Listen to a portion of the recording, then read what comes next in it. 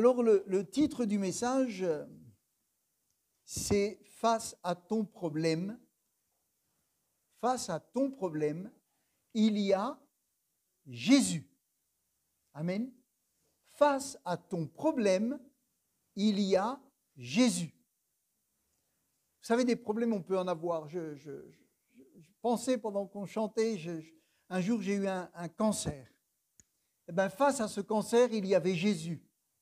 Avant de connaître le Seigneur, j'étais dans la dépression, dans les angoisses, j'avais peur de la mort, j'avais 15 cachets à prendre par jour alors que j'avais 21 ans. 15 cachets, j'avais une sœur qui venait me faire des piqûres le soir de magnésium, de calcium, c'était du calcium je crois. Et face à tout cela, à la dépression, il y avait Jésus. Mais je ne le connaissais pas. Et quand je l'ai connu, ces problèmes-là ont disparu. Amen. Alors, j'aimerais vous dire déjà, Jésus n'a pas peur de ton problème. Peut-être que toi, tu as peur, mais Jésus, lui, n'a pas peur de ton problème. Et il ne craint pas ce que tu vas exposer comme difficulté. Ce matin, tu peux, et chez toi, ou dans ton cœur, ou dans la rue, ou dans ta voiture, tu peux lui exposer tout ce qui est une difficulté pour toi. Et il ne craint pas les problèmes que tu vas lui exposer. Amen. Il ne craint pas l'impossible. Vous savez, dans la langue française, on dit impossible n'est pas français. Mais quand même, il y a des choses qui sont impossibles. Hein. Mais par contre, il ne craint pas l'impossible. Tu peux lui dire, voilà une situation impossible. Il ne craint pas l'impossible. Il ne craint pas la malédiction qui peut reposer sur ta vie ou sur ta famille. Il ne craint pas ton addiction. Si tu as une addiction, et aujourd'hui on sait qu'il y a tellement, on dit les jeunes, mais il n'y a pas que les jeunes. Hein. Vous savez, on cible toujours les jeunes. Mais des addictions, vous pouvez en avoir à tous les âges, de toutes formes. Dieu, Jésus ne craint pas ton addiction. Il ne craint pas les esprits qui sont sur toi ou même qui sont en toi. Il ne craint pas ton cœur brisé parce qu'il est dit qu'il est venu guérir les cœurs qui sont brisés. Tu peux lui amener un cœur en 1000 morceaux où on ne peut plus prendre chaque morceau pour reconstituer. Il n'en a pas peur. Parce que son amour vient guérir et reconstruire un cœur. Il ne craint pas la sorcellerie, ni le devin, ni l'enchanteur, ni celui qui évoque les esprits, ni celui qui évoque les morts, ni celui qui peut tirer les cartes. Il ne craint pas parce qu'il est venu délivrer. Et on le verra. Amen. Il n'a pas peur de tout ce que tu as en charge en toi. Parce qu'il est venu guérir et délivrer. Amen. Il ne craint pas la mort qui est sur ta vie. Il ne craint pas la maladie incurable qui peut-être t'a été annoncée. Il ne craint pas ton cœur dur, ton cœur de pierre. Il ne le craint pas. Parce que son amour est là pour te donner un cœur de chair. Si tu es touché par l'amour de Dieu, ton cœur qui peut-être s'est endurci par la vie, par les situations, ce cœur-là, d'un cœur de pierre, il fait un cœur de chair. Amen. Un cœur qui va commencer à aimer. Un cœur qui va découvrir qu'il y a quelque chose au-delà de la terre et au-delà du péché, au-delà du malheur, au-delà de la souffrance. Il ne craint pas ton chômage. Il ne craint pas ta pauvreté. Parce qu'il enrichit. Parce qu'il va te donner les forces de retrouver du travail. Il va te donner les capacités de te relever. Il ne craint pas toutes ces choses. Il ne craint pas ta paralysie. Il ne craint pas ton cancer, ton sida, ton Covid. Il ne craint rien. Amen. Parce qu'il est venu et il a la solution. Face à ton problème, il y a Jésus. Alléluia. Il ne craint pas tes peurs. Il ne craint pas ton angoisse. Il ne craint pas ton esprit de suicide, de découragement. Il ne craint pas tes brisements, tes peurs, il ne craint rien Alors si tu t'approches de celui qui ne craint rien, tu risques de ne plus rien craindre. Parce que tu vas être sous sa couverture, sous sa protection. Amen. Si toutes les choses mauvaises viennent sur toi, mais que toi tu te mets auprès de celui qui ne craint rien et qui a tous les pouvoirs, tu es protégé. Amen. Alléluia. Qui va s'attaquer à quelqu'un qui ne craint rien et qui a tous les pouvoirs? La liste pourrait s'allonger avec tous les problèmes de la terre. Alors pourquoi ne craint-il aucun de ces problèmes? Eh bien, c'est parce que tous ces problèmes-là, il les a traités. Il les a traités. Il s'en est occupé. Et voyez, je voudrais revenir à l'origine de tous ces problèmes. Parce qu'on voit le problème, mais ce qui est important, c'est d'en connaître l'origine. Et quand on connaît l'origine d'un problème, alors on va pouvoir faire quelque chose. Les médecins, vous savez, quand les gens ont un problème, ils cherchent, ils vont faire des analyses pour connaître l'origine, la bactérie, le virus, ce qui est venu toucher, attaquer telle partie du corps. Alors ils font des recherches. Et c'est une poursuite, des fois c'est une course de vitesse. Jésus a réglé toutes ces choses-là. L'origine de tous ces problèmes, ça vient du péché. Avant qu'il y ait le péché, il n'y avait aucun problème. Du jour où il y a eu le péché, il y a eu tous les problèmes. Le péché a pour origine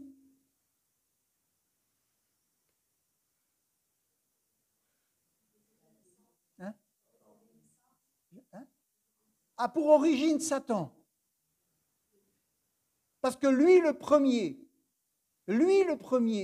avant l'homme, s'est révolté et a voulu être comme Dieu, égal à Dieu.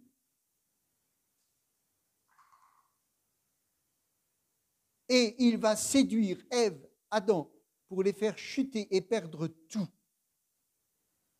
La bénédiction, l'immortalité terrestre, un corps sans maladie, le jardin d'Éden, le paradis terrestre, la communion, la communication avec Dieu. Il veut tout casser. Comme il a tout perdu, il veut entraîner tous les autres à tout perdre. Et il s'évertue à mentir et à entraîner le monde dans la perdition. Adam et Ève ont cru par la séduction et par les mensonges du serpent qu'en se passant de Dieu, ils pourraient vivre. Comme en ayant Dieu, et ils ont pu vivre, mais vivre comme en ayant Dieu. Comme s'ils étaient comme Dieu. Vous serez comme des dieux. Vous aurez accès à la connaissance, etc., etc. Ils ont cru un mensonge. En fait, ils ont cru que le serpent qui représentait Satan, là, avait raison. Et ils se sont trompés. Est-ce que ça ne nous arrive pas de nous tromper dans la vie et d'en avoir les conséquences? Des fois, on se trompe par des raisonnements. On s'imagine quelque chose. On prend un chemin et on se rend compte qu'on s'est trompé. Et on en a des conséquences. Là, il y a eu des conséquences. En se détournant de Dieu, ils ont compris que Dieu avait raison et qu'il était préférable de vivre en Dieu qu'en dehors de Dieu, avec Dieu que sans Dieu.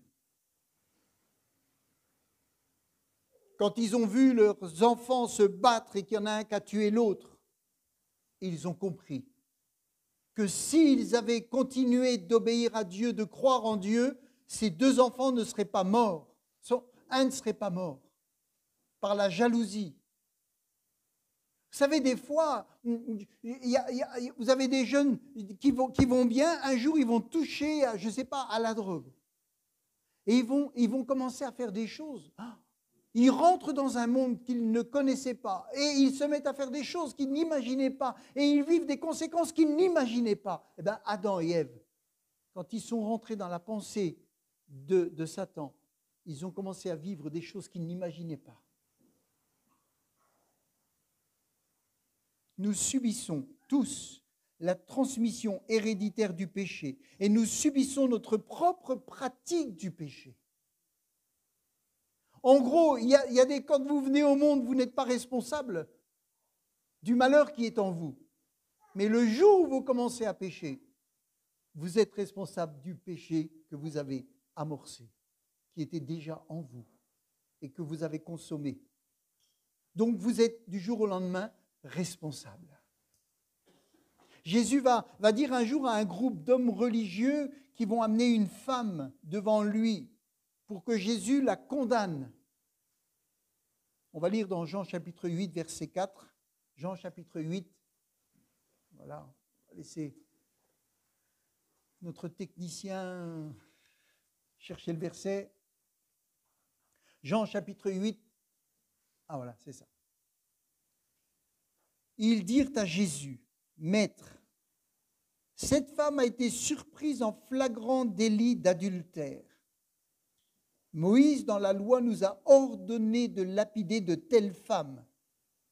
Toi donc, que dis-tu » Il disait cela pour l'éprouver afin de pouvoir l'accuser. Mais Jésus, s'étant baissé, écrivait avec le doigt sur la terre. Alors vous savez, on peut tout imaginer.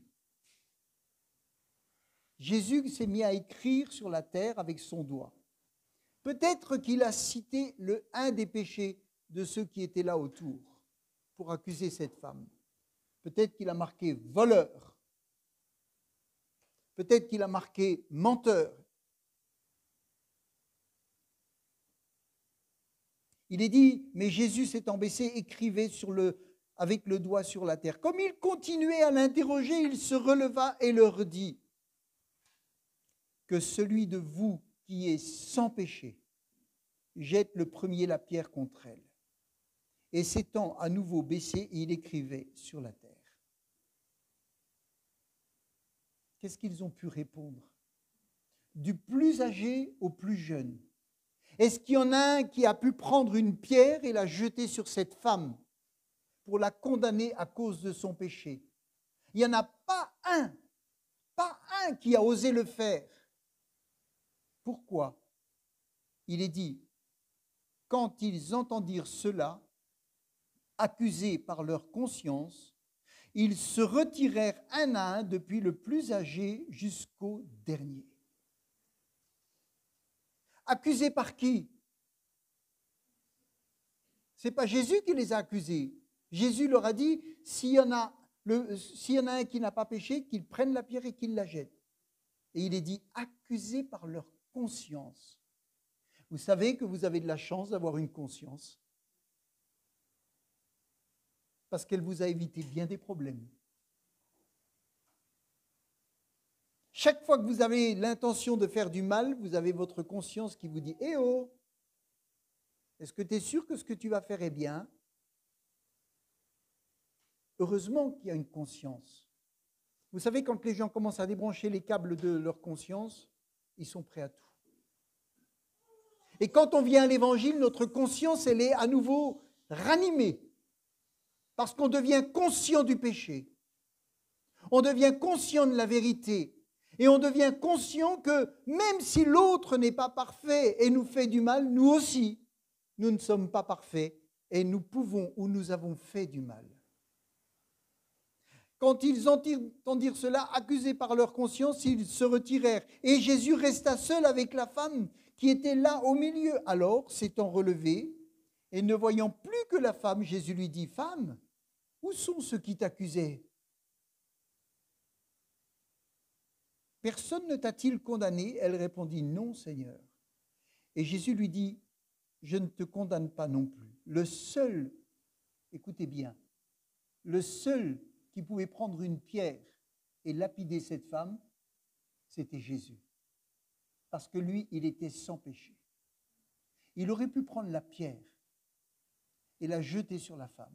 Et s'il avait fait ça, vous savez ce qui se serait passé? Les autres auraient pris une pierre.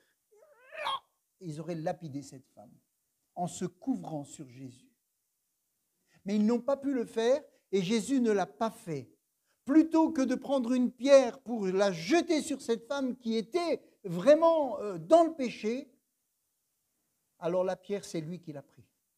Pour que cette femme soit libre, c'est lui qui a été lapidé, ou plutôt frappé et amené à la croix. Il a pris la condamnation qui était sur cette femme sur lui afin qu'elle soit libre. Et il lui dit, je ne te condamne pas non plus, mais va et ne pêche plus. Le problème de cette femme était-il pour autant résolu? C'est vrai qu'elle a évité la mort, mais est-ce que son problème était vraiment résolu? Le péché était là. Et elle allait peut-être un jour recommencer. C'est vrai que Jésus la pardonne sur le moment, mais est-ce que son problème est vraiment résolu? Non, non, elle avait besoin d'un pardon au fond de son cœur et d'une transformation dans son cœur. Alors Dieu, le Père, a envoyé son Fils unique dans le monde pour restaurer la condition de l'homme. Restaurer la condition de l'homme. En tant que Fils de Dieu sans péché, il est devenu ce sacrifice sans défaut. Vous savez, la justice, elle doit passer. Quand quelqu'un a fait une erreur, la justice passe. Alors aujourd'hui, on est excédé parce qu'on entend qu'il y a eu 50 condamnations et que la personne, finalement, n'a pas été en prison, n'a pas ci et ça. Mais la justice, elle passe. Si tu as fait une erreur, tu dois payer ta faute. Et Dieu pense la même chose, et c'est normal, c'est ce qu'on appelle la justice. Et face au péché, il faut qu'il y ait condamnation. Mais la condamnation, c'est ça le centre de l'Évangile. C'est que la condamnation, elle est venue sur Jésus pour libérer l'homme. Amen. C'est ça la force de l'Évangile. C'est que la condamnation qui est sur ta vie, sur ma vie, Jésus l'a pris afin de nous libérer. Et quand le diable veut condamner, si vous êtes à Jésus, vous dites c'est Jésus qui a payé pour moi. Et alors s'il veut s'en prendre à Jésus, il est vaincu. Il est vaincu. Il y a des choses qu'on doit savoir. Grâce au sacrifice de Jésus sur la croix, ceux qui mettent leur foi en lui peuvent et obtiennent le salut. Vous savez, il y a des choses qu'on doit savoir. La Bible dit que sans la connaissance, le peuple périt. Mais sans la connaissance de l'Évangile, on peut périr. Sans la connaissance approfondie de l'Évangile, eh bien, on peut ne plus avancer avec Dieu. Et la connaissance est quelque chose d'important. Et ce qu'on doit savoir, c'est que le salut et le pardon sont liés. Le salut et le pardon sont liés. Le salut, c'est le fait que Dieu nous délivre des conséquences du péché. Il nous sauve des conséquences du péché. Et le pardon, c'est l'effacement par Dieu de notre dette. Il efface la dette. Amen. Est-ce que tu as envie que la dette soit effacée et que les conséquences soient enlevées? Et le terme salut vient d'un mot grec qui dit sozo, qui signifie être délivré, être secouru. Être sauvé, c'est être délivré. Est-ce que tu veux être sauvé? Vous allez dire, ouais, je veux être sauvé. Sauvé de quoi? Sauvé de la mort éternelle. Sauvé de l'enfer. Sauvé de la condamnation éternelle. Être délivré, sauvé. Le salut, c'est la délivrance de la peine du péché. C'est de la séparation d'avec Dieu. La Bible nous dit que le salaire que verse le péché, c'est la mort. Et le don gratuit de Dieu, c'est la vie éternelle. Amen. C'est important de rappeler ces choses, de savoir ces choses. J'ai lu un exemple qui illustre. Il est dit, pour reprendre une illustration comptable, le pardon, c'est la destruction par Dieu des documents qui énumèrent nos dettes. Le pardon, c'est la destruction de la liste de nos dettes ou de nos péchés. Et le salut, c'est la libération par Dieu de la prison des endettés. Libéré de la prison des endettés. Si tu te présentes avec Dieu et les dettes que tu as, c'est-à-dire tout le péché que tu as, crois-tu qu'il qui va te dire « Oh mon pauvre petit, rentre dans le ciel ». Non. Par contre, si tu acceptes Jésus, alors quand la dette va être là, la liste, le sang de Jésus purifie de tout péché. Amen. Et Satan qui te tient pour t'emmener en enfer, pam, la corde est coupée. Il ne peut pas t'amener dans la prison à cause de tes dettes, parce que Jésus est venu et t'a délivré. Amen. C'est ça l'espérance du salut. C'est ça la grâce de Dieu. C'est ça l'amour de Dieu. Et tu dois comprendre 4 lois de l'Évangile. Premièrement, si tu sors de cette salle en ayant retenu les 4 lois de l'Évangile, alors tu vas pouvoir avancer. Premièrement, tu es unique. Tu es unique. Tu es important. Dieu t'aime et il a un plan pour ta vie. Ça, c'est le premier point. Tu es unique, tu es important aux yeux de Dieu. Une âme vaut plus que tout l'or du monde. Aux yeux de Dieu, une âme, ta vie vaut plus que tout l'or du monde. Et si Jésus n'était venu que pour une âme, le ciel se réjouirait, puisque ça vaut plus que tout l'or du monde. Amen. Tu es précieux, tu es important. Ça, c'est le premier point. Il y a un verset qui dit « Oui, Dieu a tant aimé le monde qu'il a donné son Fils unique pour que tous ceux qui placent leur confiance en Dieu, la version Sommer, en lui échappent à la perdition et qu'il ait la vie éternelle. » Échapper à la perdition, avoir la vie éternelle. Amen. Tu ne peux pas échapper à la perdition sans Jésus. Alors tu peux courir le monde entier pour échapper.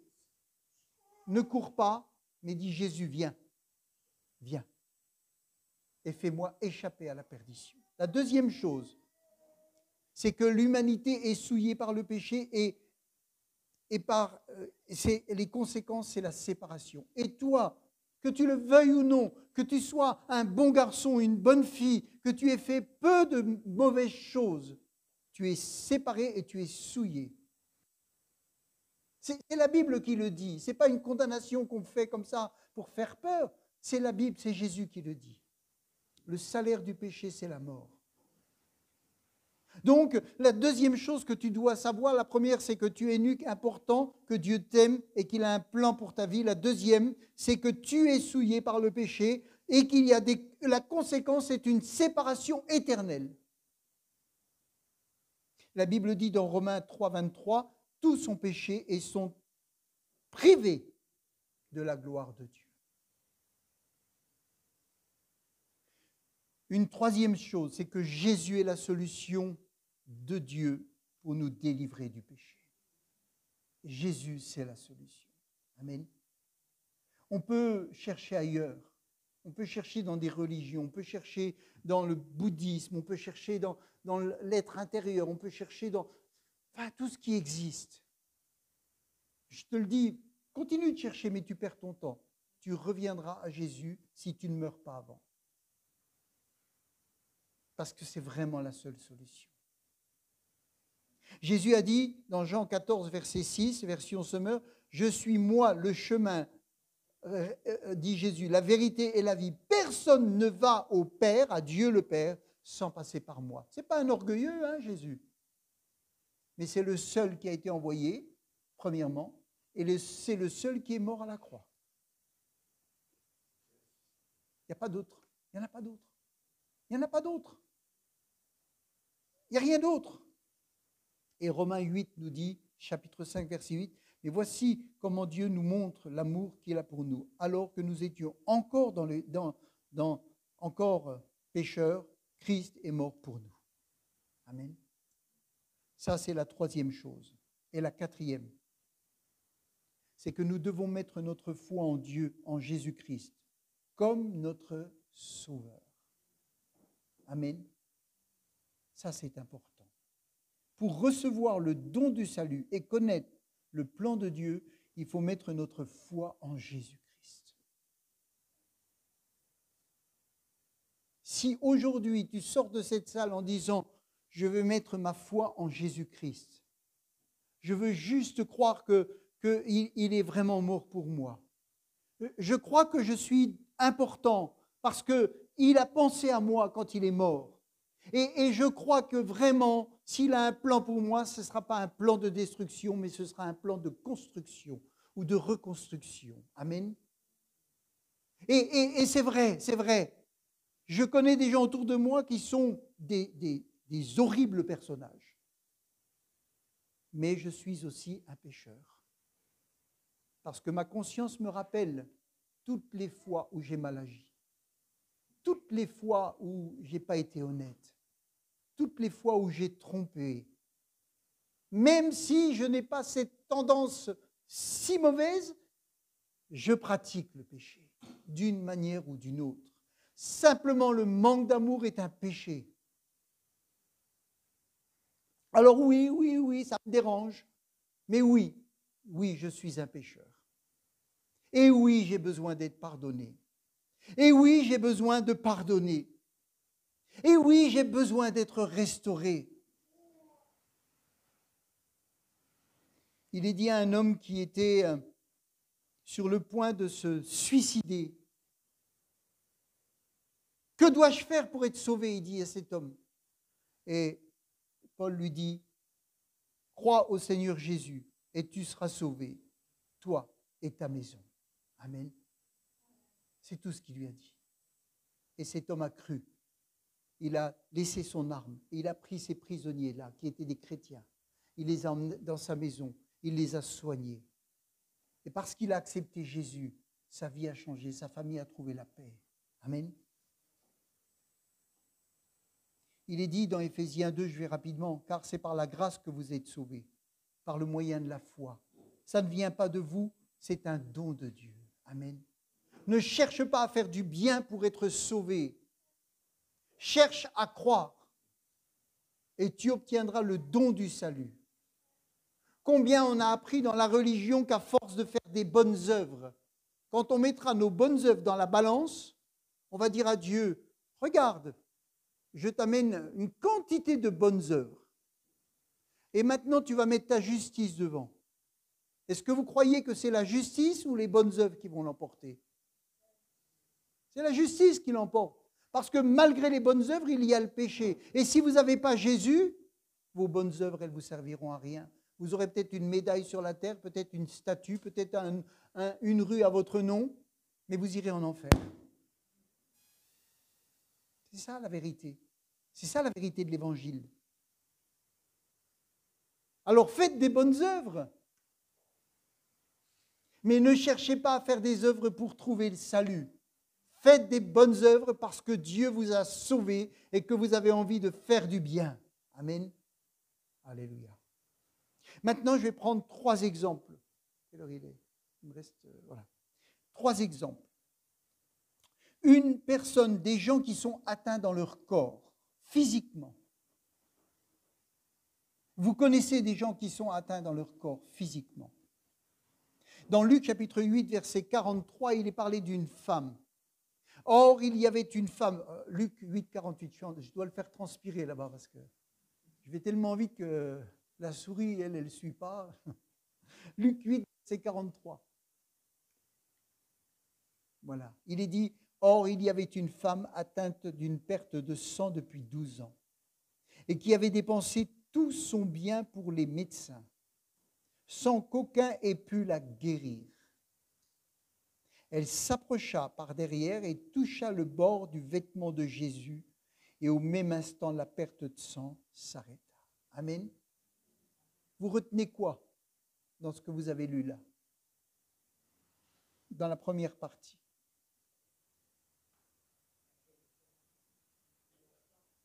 Moi, je retiens déjà une date. 12 ans. Ce n'est pas beaucoup dans une vie, 12 ans. Mais quand vous êtes 12 ans dans la souffrance, que vous avez couru tous les médecins, tous les spécialistes, et que vous avez dépensé votre argent, et que vous arrivez au bout du bout du bout, et que vous êtes affaibli, et que vous n'avez pas de solution, et que vous vous dites finalement, la maladie va l'emporter sur ma vie. C'est long. C'est un chemin long, douloureux. Et qu'est-ce qu'elle a fait, cette femme? Elle a entendu, elle a vu, elle a connu que Jésus guérissait les malades, que Jésus allait à tel endroit, que Jésus passait dans tel village, qu'il passait dans telle ville, qu'il allait dans telle maison et que les gens étaient guéris. Alors elle s'est dit finalement, si moi aussi je peux simplement aller toucher son vêtement, je serai guéri. Amen. Et elle a pris les dernières forces qui lui restaient. Et dès qu'elle a eu l'occasion, elle est allée dans la foule. La Bible nous dit qu'elle est rentrée dans la foule et qu'avec les forces qui lui restaient, elle est allée jusqu'à toucher le bord du vêtement de Jésus. Elle n'a même pas touché Jésus, mais elle a touché le bord du vêtement de Jésus par derrière. Mais c'est quoi qui a sauvé cette femme? C'est la foi. Amen. Et Jésus était pressé par la foule. Tout le monde était là, le pressé. Et il s'est retourné, il a dit, qui m'a touché? Et on lui a dit, mais tout le monde te touche. Oui, mais il y a quelqu'un qui m'a touché avec la foi. Il y a quelqu'un qui m'a touché d'une façon différente. Et une force est sortie de moi. Et cette personne a été guérie. Qui m'a touché? Et cette femme toute tremblante a dit, c'est moi. C'est moi. Et elle a été sauvée. Amen. Est-ce que tu as cette foi comme cette femme? C'est ça que Dieu veut. C'est que tu crois. Un autre exemple. Il est dit dans Luc chapitre 4, verset 38. Luc chapitre 4 au verset 38. Il est dit, en sortant de la synagogue, il se rendit à la maison de Simon. La belle-mère de Simon avait une violente fièvre. Ils le prièrent en sa faveur. Jésus, tu ne pourrais pas faire quelque chose parce qu'elle est là, elle est en agonie là. Elle délire.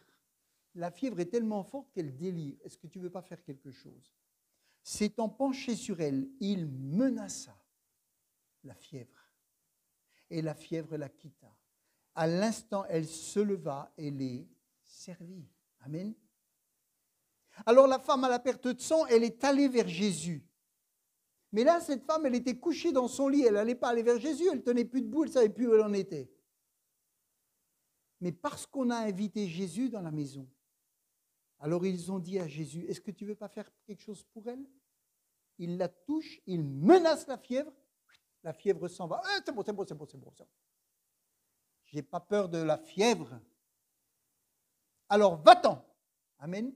Et la fièvre la quitta à l'instant. Elle s'est levée et elle s'est mise à servir.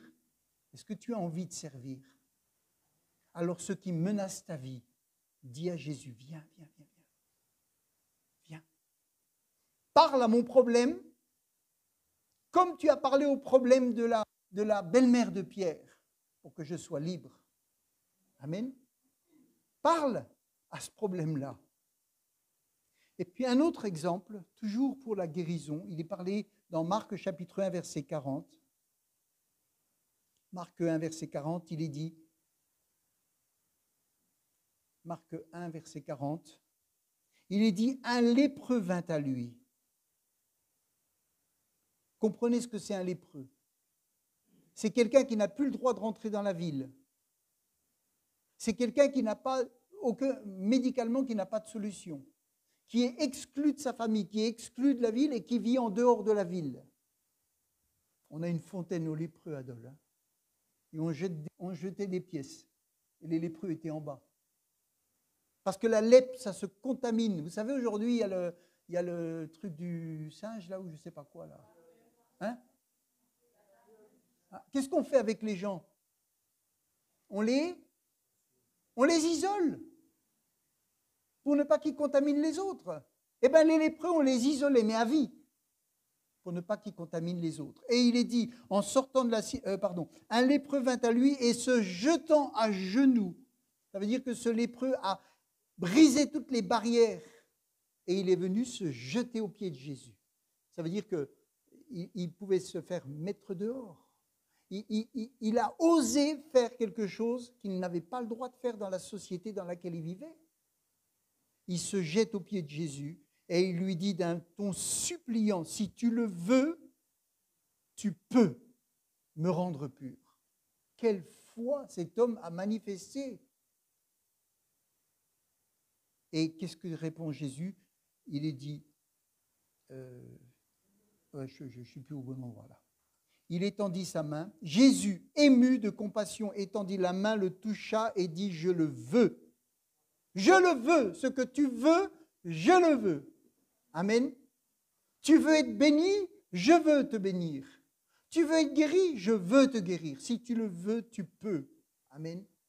Et il est dit, je le veux, sois pur. Aussitôt, la lèpre le quitta et il fut purifié. Ça veut dire qu'instantanément, son visage qui était boursouflé, ses yeux, ses mains qui étaient atteintes, sa peau, tout, une peau de bébé. Instantanément, la lèpre le quitta. Amen. Vous voyez ce que ça fait la foi? Vous voyez le résultat de la foi? Eh oui. Maintenant, il me reste quelques minutes, 5 minutes. Je ne pourrais pas finir, mais ça ne fait rien. Je voudrais vous parler de quelqu'un qui est atteint dans son âme, dans son psychique.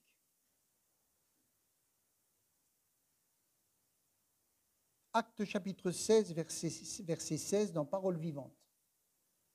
Acte 16, verset 16. Il y a des gens, vous savez, ils ont une bonne santé, tout va bien, ils sont costauds, ils n'ont jamais été malades. Mais il y a d'autres problèmes.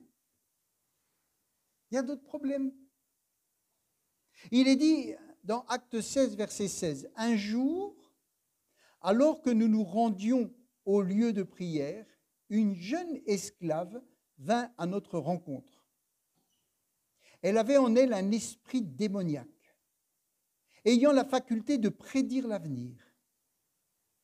Et par ses divinations, elle procurait de jolis revenus à ses maîtres. Elle se mit à nous suivre, Paul et nous, en criant à tue-tête. Ces hommes-là sont des serviteurs du Dieu suprême. Ils viennent vous annoncer comment être sauvés.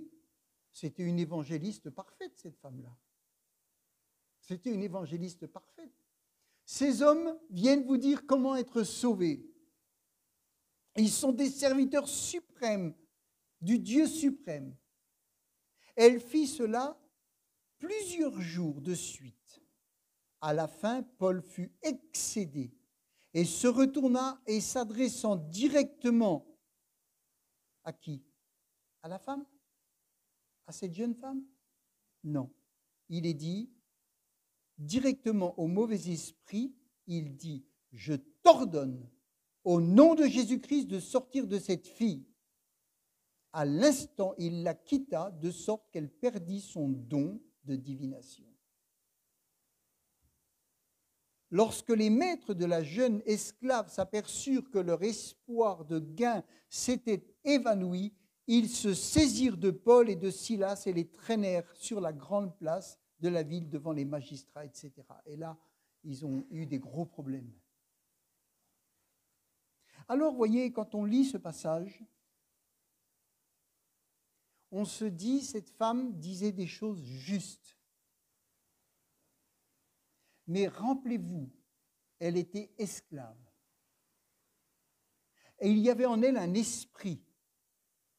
Et on profitait de son don pour faire gagner de l'argent à ceux qui l'exploitaient. Beaucoup de personnes exploitent des dons qui, pour certains, leur procurent de l'argent. Pour d'autres qui sont honnêtes, ils disent, j'ai un don et je veux faire du bien aux gens, je ne veux pas d'argent, je veux faire du bien aux gens. Mais tout ça, le problème, il n'est pas là. Cette jeune fille avait un don, mais était esclave de ceux qui l'exploitaient son don. Peut-être que tu as des dons, on fréquente régulièrement, je connais quelqu'un qui a un don pour guérir. Il guérit les gens. Il guérit les gens. Il dit, ça m'est venu tout seul. Je n'ai pas cherché, ça m'est venu tout seul. Un jour, voilà, j'ai fait et je guéris les gens.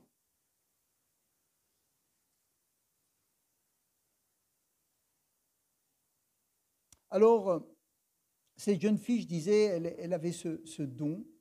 Peut-être as-tu des dons, mais si ce don détruit ta vie intérieure, si ce don fait que tu es esclave, si ce don fait que tu as des problèmes dans ta vie énormes, c'est peut-être que ce don n'est pas là pour te faire du bien et que ce don-là ne te fait pas du bien. Il faut comprendre, il y a des gens, leur famille, leur environnement, tout va mal aller. Et plus ils exercent ce don, plus ça va mal dans leur vie.